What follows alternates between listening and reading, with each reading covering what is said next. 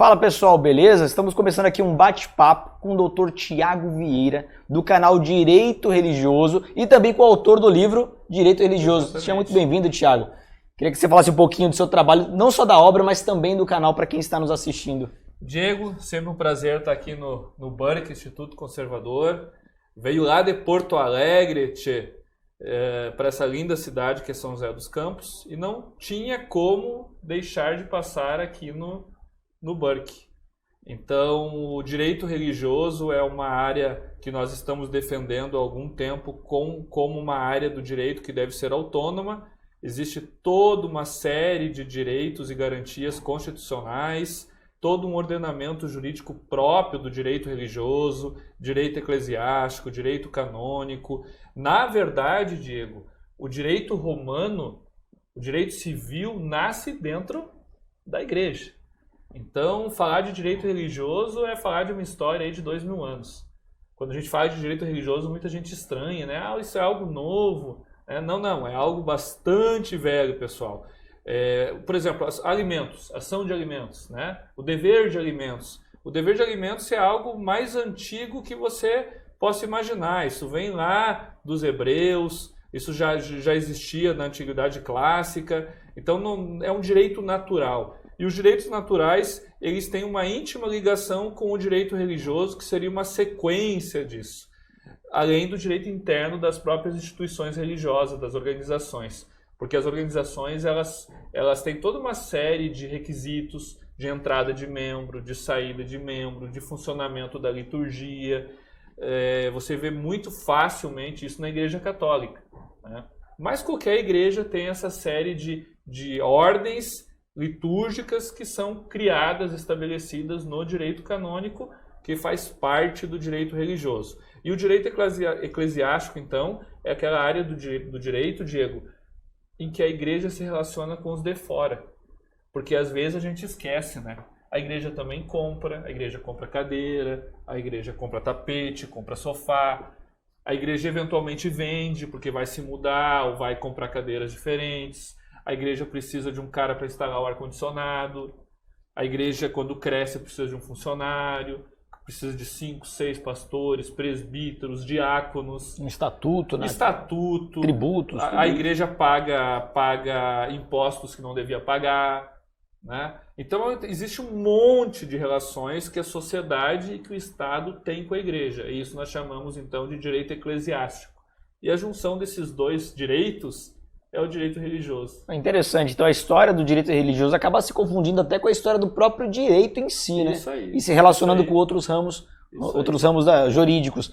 E dentro dessa história, muita gente acaba não conhecendo um pouco dessas expressões. Vocês abordam tudo isso no canal? Abordamos tudo isso no canal, lá no YouTube, Direito Religioso. Desde coisas práticas mesmo, como demissão de membro, como CNPJ, congregação precisa ter CNPJ. O que é congregação? Tem uma igreja aqui em São José dos Campos, vou citar aqui a Igreja Trindade, né? E a Igreja da Trindade daqui a pouco vai abrir um ponto de pregação lá numa vila em São José dos Campos com 5, 6 pessoas. Tem que ter CNPJ esse ponto de pregação? Como você vai formalizar um ponto de trabalho de 4 ou 5 pessoas? Então isso nós falamos no vídeo. Falamos também os limites da liberdade. Quais são os limites da liberdade religiosa, se é que existem limites. Também fazemos entrevistas, como você está fazendo comigo aqui, a gente faz entrevista no canal também, e também fazemos reviews de livros, né? Os livros que nós entendemos que de alguma forma nos inspiram, a gente acaba fazendo um review também. Tem review do Jonas Madureira, tem review do Frank Ferreira, tem review do Francisco Ratzo, e tantos outros. Excelente, então acaba servindo como um guia geral até para quem está começando, inclusive com uma igreja agora. Isso. Para quem ainda não conhece, vou deixar o link na descrição aqui do canal Direito Religioso. Depois conheçam lá, se inscrevam no canal que tem muito conteúdo bacana para vocês.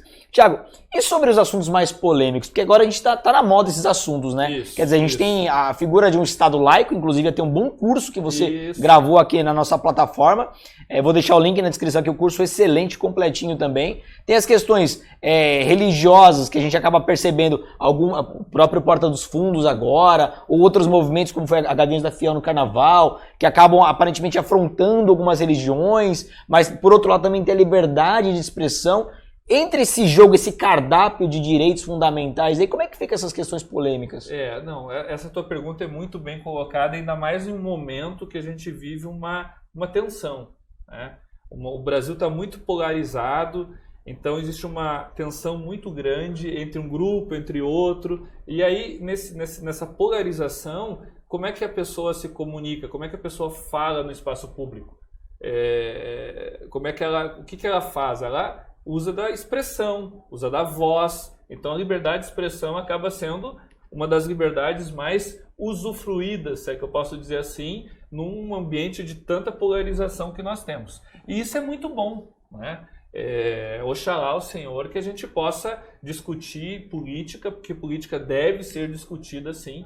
Então, se eu sou de direita, se eu sou de esquerda, se eu acredito no socialismo, se eu acredito no fascismo, sei lá o que eu acredito, eu tenho que ter o direito de falar, de discutir, de debater.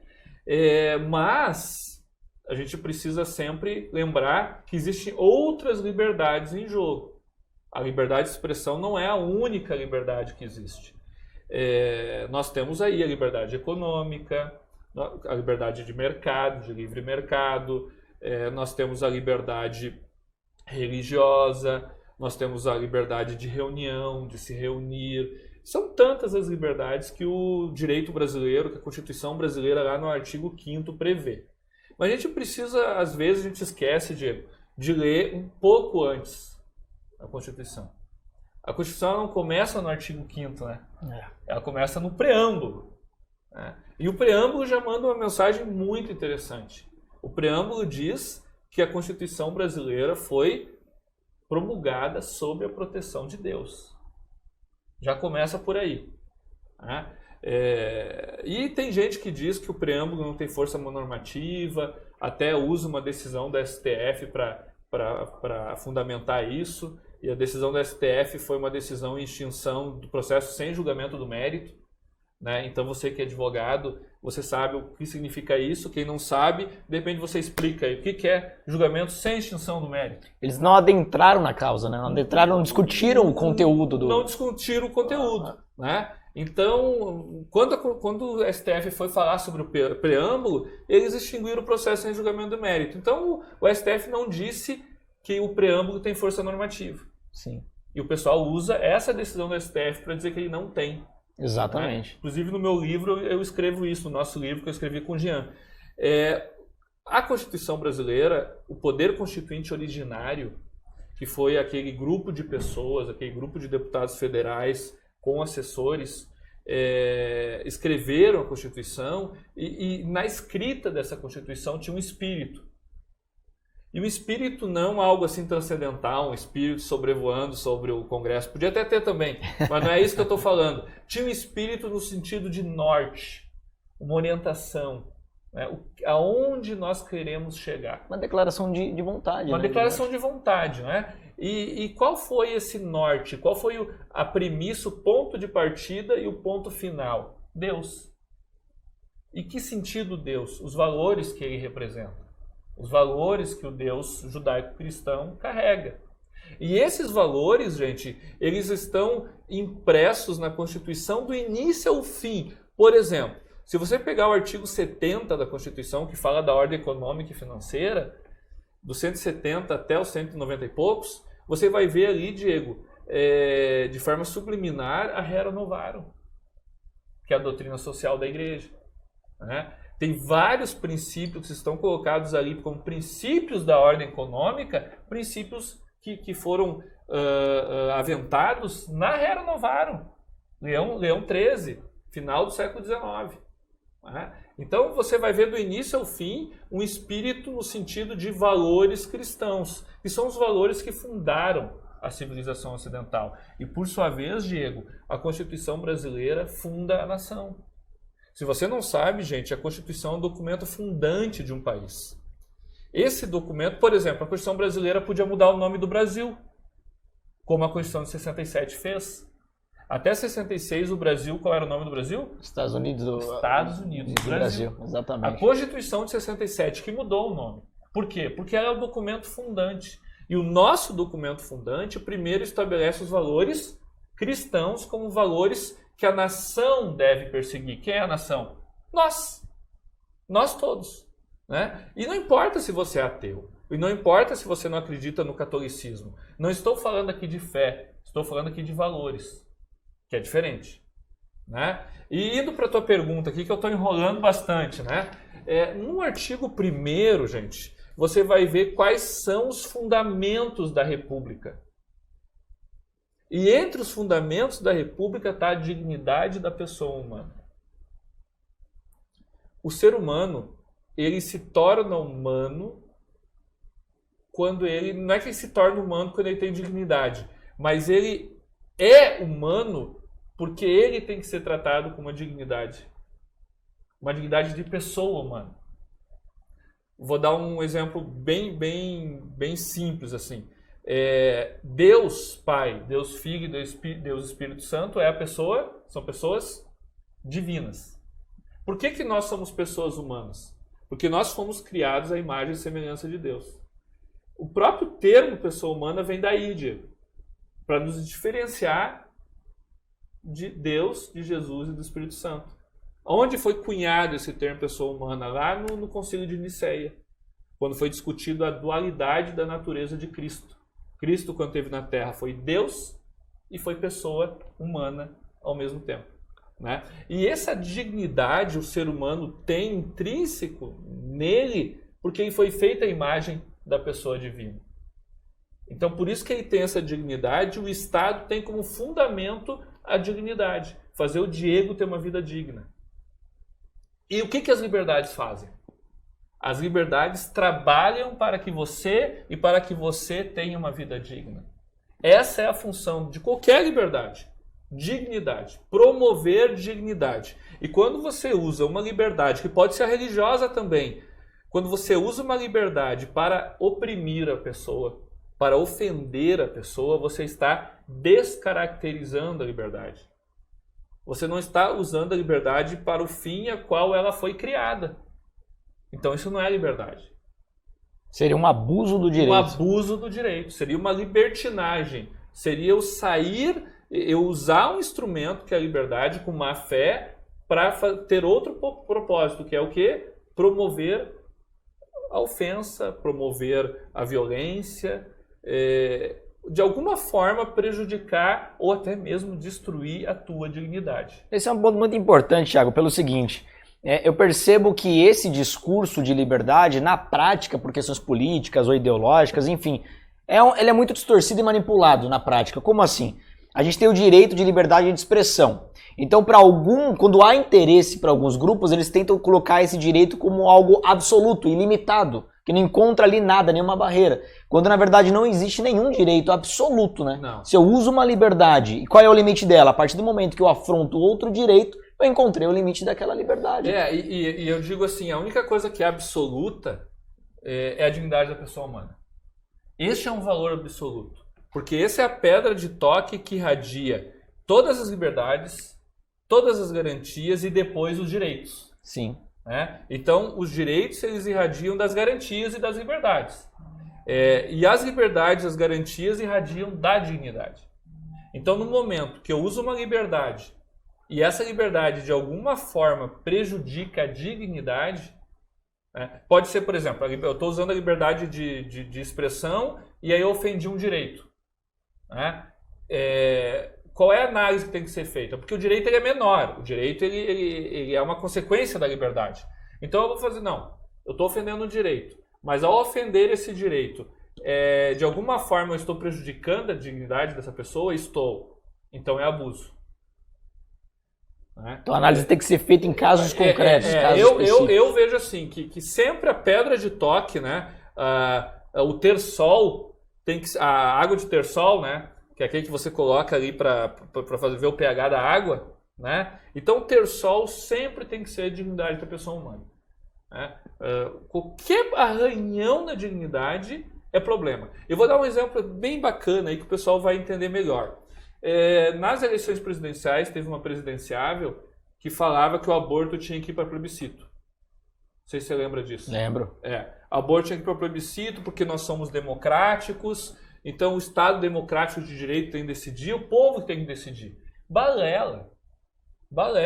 Porque a democracia, ela também tem limites. A democracia também serve à dignidade da pessoa humana. Né? Então você veja bem, é bonito o discursinho, né? Vamos botar o aborto aí para o povo decidir. Se o povo decidir, está decidido. Aí o aborto está valendo. Bom, esse pensamento de que a maioria decide, coloca a escravidão. Pensa na escravidão, gente. Não, assim, daqui a pouco a gente precisa ter escravos de novo. Daqui a pouco, então, ao invés de ser negro, branco vai ser escravo, ou vai ser o negro de novo. Vamos pôr no plebiscito. E vai que a maioria decide. Por um voto que tem que voltar à escravidão. Que é a liberdade de ir e vir. Então, acabou a liberdade de ir e vir. Por quê? Por causa do plebiscito.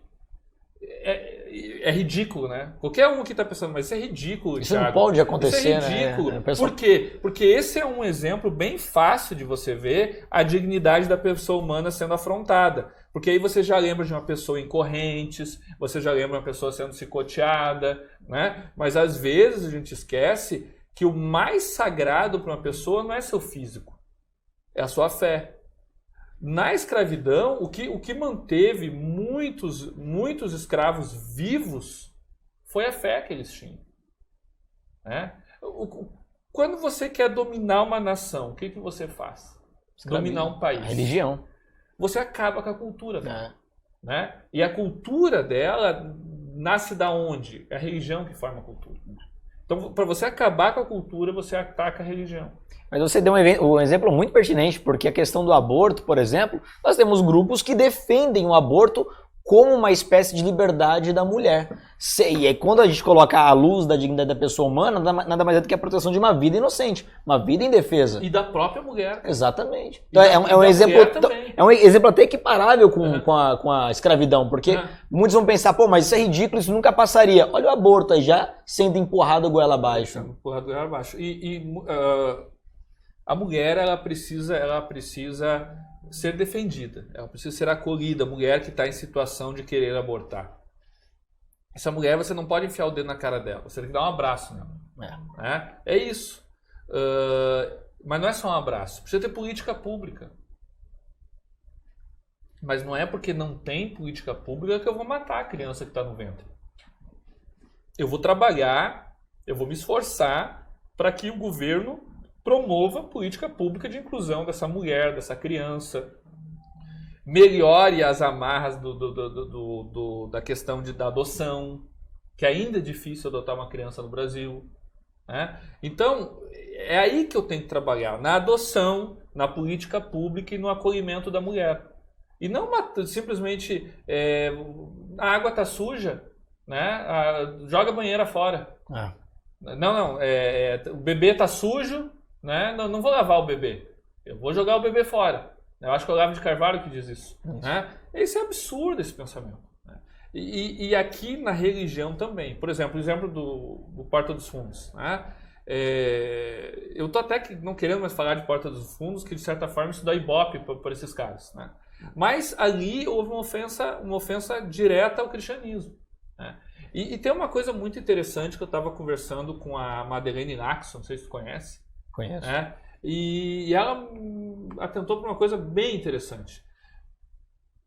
Aonde que a pessoa comum, a pessoa que as elites intelectuais não dão voz, especialmente as elites progressistas,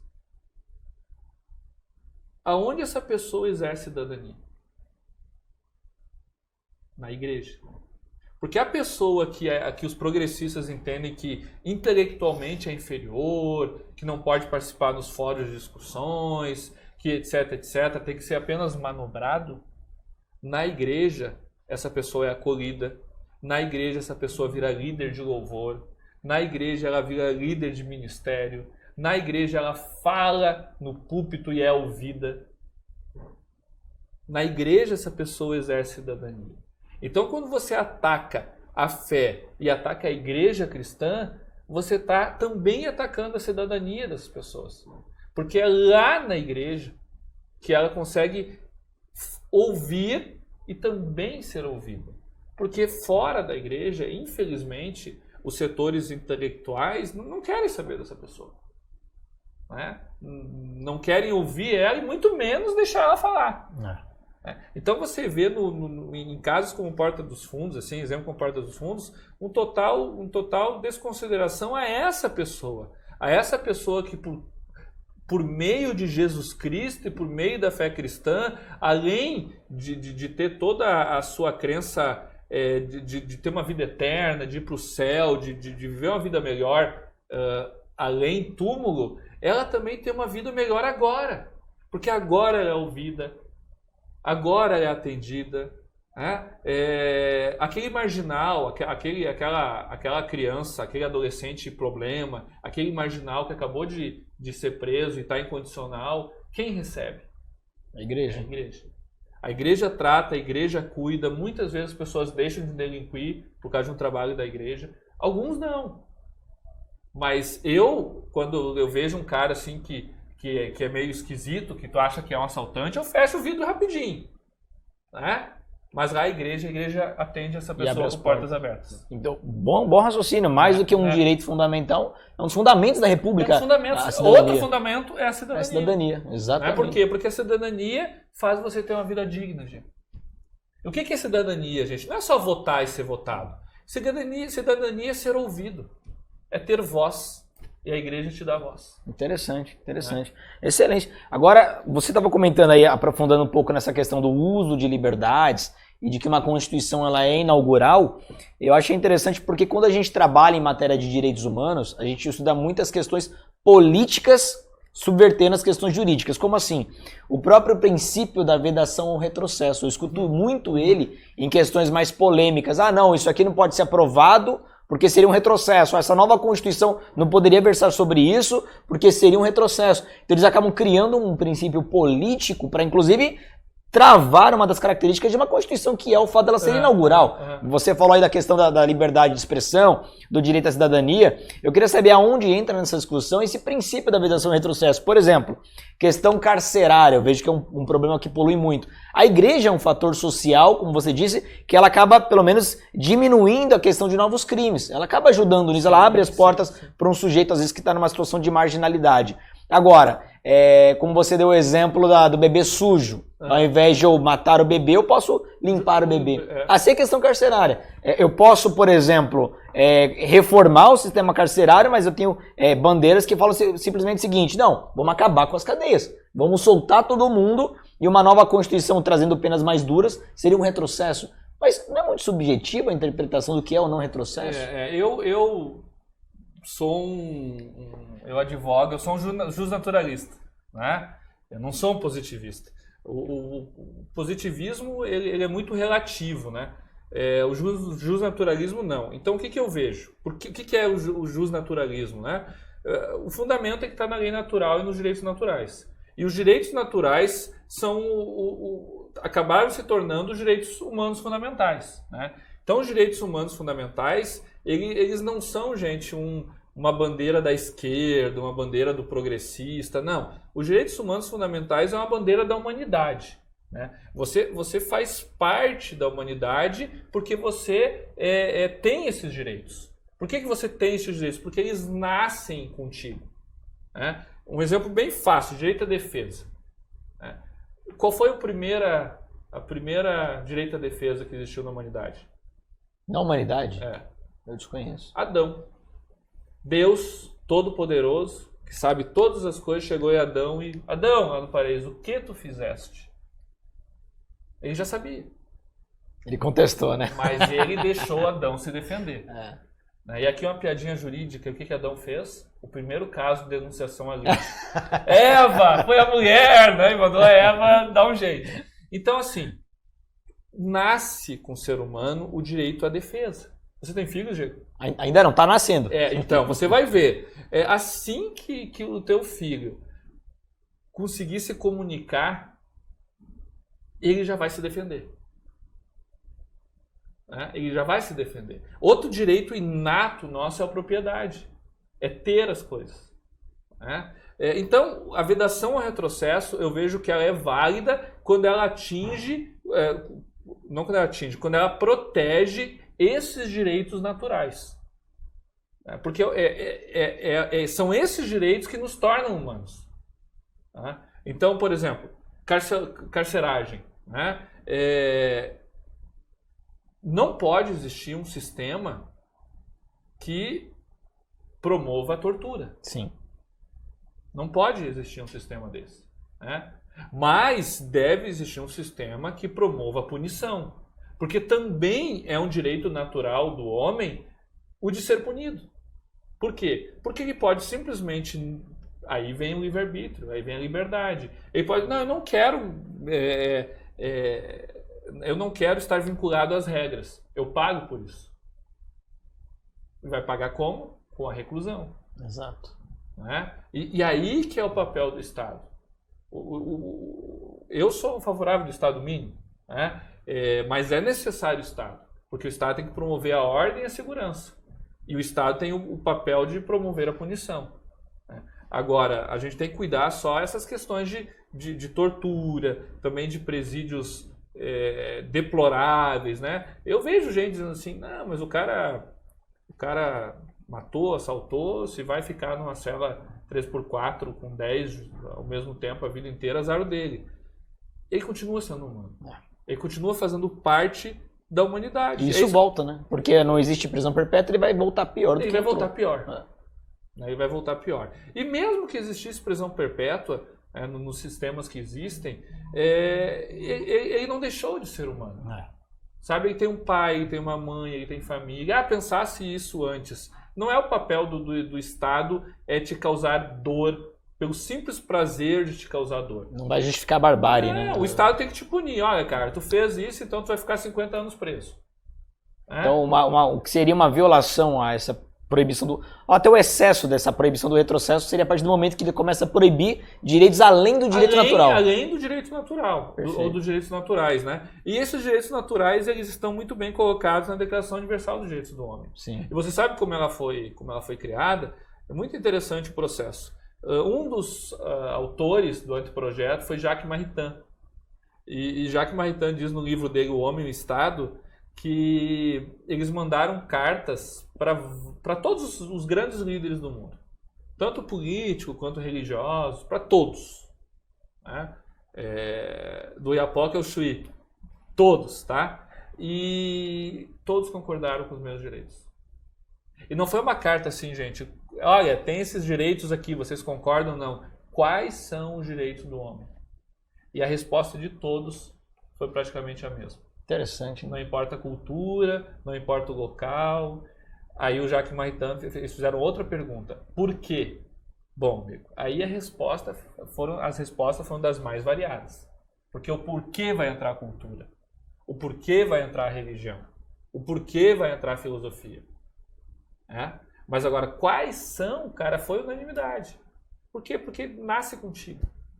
Interessante. E aí o retrocesso realmente tem que estar previsto. A vedação ao retrocesso. Interessante, eu não sabia desse dado, então, independente dos meios, todos chegaram nos mesmos direitos. Tanto é que existe uma Declaração Universal dos Direitos do Homem Islã, do Islã. E chega aos mesmos valores? Muito parecido. Olha que interessante. Agora a aplicação é outra história. Mas é muito parecido. O problema no Brasil é sempre a aplicação, em qualquer outro país. Eu digo a aplicação desses direitos humanos lá do Islã, é outra história. Entendi. Mas ele é muito parecido com a DUDH. Agora, e como conciliar tudo isso, esses valores, esses direitos naturais, num Estado muitas vezes desorganizado? Por exemplo, quando a gente pega a liberdade de expressão, mas dentro do Congresso Nacional que foi construído no Brasil há algumas décadas, a gente sempre tenta, você falou no início do nosso bate-papo aqui, o sujeito pode ser socialista, o sujeito pode ser fascista, ele tem liberdade de expressão, só que a gente percebe que o nosso legislador ele seleciona o que pode não ser usufruído. Exemplo, Nós temos no Brasil a lei que proíbe e que criminaliza a propaganda ao nazismo, mas não proíbe a propaganda ao comunismo. Então, você percebe que há um uso distorcido, às vezes, do próprio legislador em criminalizar algumas opiniões, outras não, enfim. Como é que fica num estado desorganizado como esse? Cara. O nazismo, né? O nazismo, ele tem alguns elementos que, objetivamente, e aí a coisa fica mais fácil, né?